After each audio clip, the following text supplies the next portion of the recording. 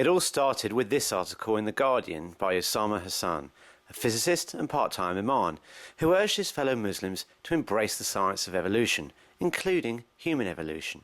Adam Deen, a Muslim blogger, responded saying that many scientists in the field of biology and paleontology cast doubt on evolution. I then made a video showing that he was misquoting those scientists, and I used shots from his original blog post to show I wasn't misquoting Adam. Adam Deen is a speaker frequently used by the Muslim Debate Initiative. Their stated aims are promoting debate, dialogue, discourse, and discussion between all sections of the global community. They go on to say, MDI welcomes non-Muslims to get involved and participate in the debate. If you are of any particular belief or political ideology, we welcome you and wish to provide you with a platform to debate. But yet my video, which attempted to do exactly that, has now been censored. Adam Deen decided showing clips of his blog represented a copyright infringement, and this was more important than allowing debate, dialogue and discourse. So he had the video pulled from YouTube. Now, I hope the YouTube community, including the Muslim Debate Initiative, will join me in reacting against censorship of open debate. I have re-edited the video to include shots of Adam's post on a public forum, where he posted an almost identical copy of his original blog. I hope that if people spread this video, it will be a lesson that censorship doesn't work. Thanks very much.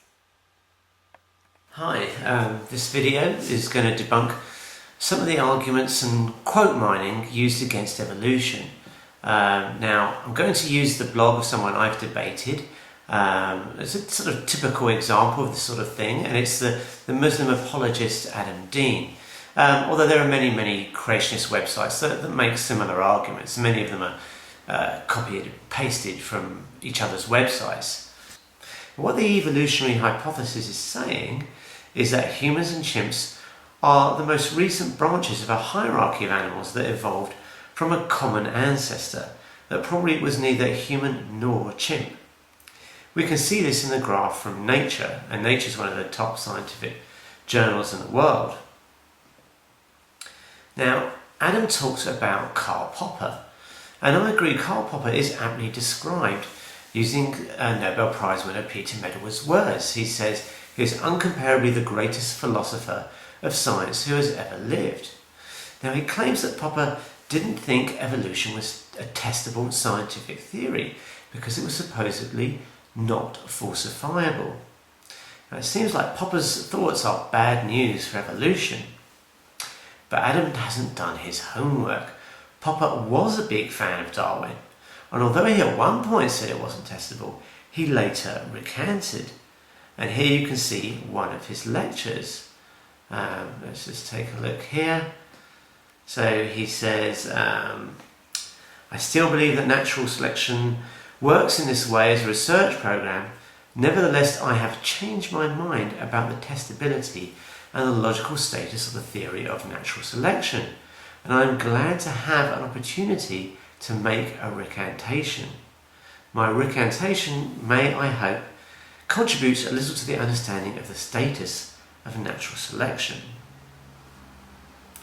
So it's clear that Popper did think evolution was testable, and we can see that evolution is easily testable and it makes falsifiable predictions. The theory that humans and chimps evolved from a common ancestor can be tested in many ways. Here are just two examples. Firstly, in evolutionary theory, the point of origin of a migrating population should have the highest genetic diversity at that point of its origin.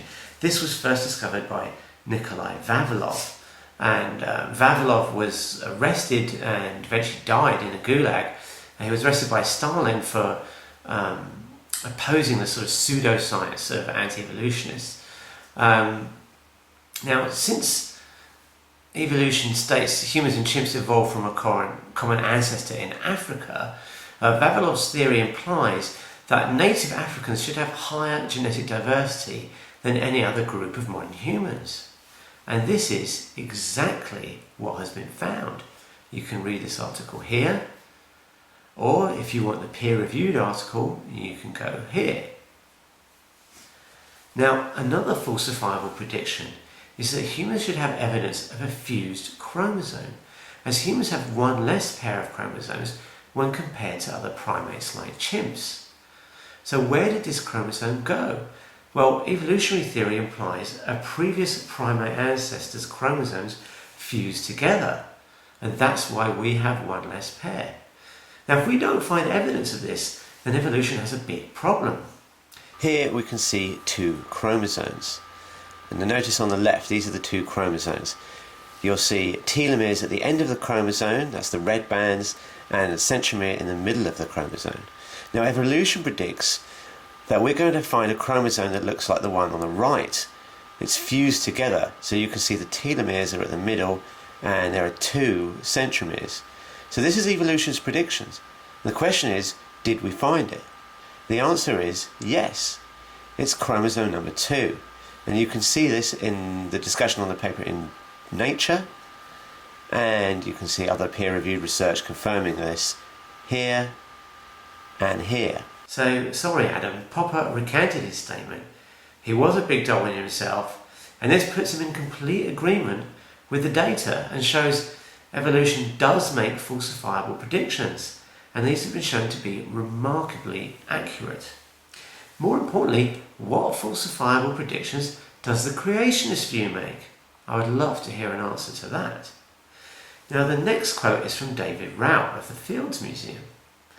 Now, let's see the full context of this quote. Here you can see here that what Rauch is saying is that the fossil record doesn't tell us what mechanism of evolution occurred. Not that it doesn't tell us that evolution occurred. Now, I don't have access to the original article here, so I'm using this blog. But what I do have is an essay written by David Rauch in this book. And we can see he's very clear. The fossils say yes to evolution. Now, according to Deen, Mark Ridley's words further muddy the waters. Well, they do if you're Adam Deen and like taking quotes out of context. Let's look at the original quote and see if it really does muddy the waters. Now, this is the section that Adam Deen quotes.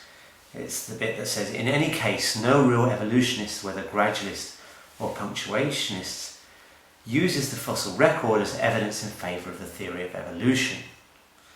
But what is the bit that Adam Deen doesn't want you to see? It's the very next sentence. This does not mean that the theory of evolution is unproven, says Ridley. And he goes on to say that there are many kinds of evidence for evolution and that we don't need the fossil evidence. He's not saying that the fossil evidence is inconsistent with evolution. And I think to imply otherwise is either bad scholarship for not reading the article, or it's simply dishonest. It's one of the two. Next, we are told that Stephen Jay Gould invented his theory of punctuated equilibrium to account for the lack of fossils. But let's see what Gould really has to say. And here are his words. For that matter, what better transitional form could we expect to find than the oldest human, Australopithecus afarensis? With its ape-like palate, its human upright stance, and a cranial capacity larger than any ape of the same body size, but a full 1,000 cubic centimetres below ours. And he goes on to say, faced with these facts of evolution and the philosophical bankruptcy of their own position, creationists rely upon distortion and innuendo to buttress their rhetorical claims. And if I sound sharp or bitter, indeed I am, for I have become a major target of these practices.